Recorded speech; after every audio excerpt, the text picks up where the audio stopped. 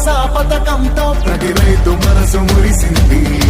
అవ్వదాతలకు పెంచిన పెన్షన్ ఆసరాగా నిలిచింది. కిడ్నీ వ్యాధి బాధితులకు 10,000 ఊరటిచ్చింది.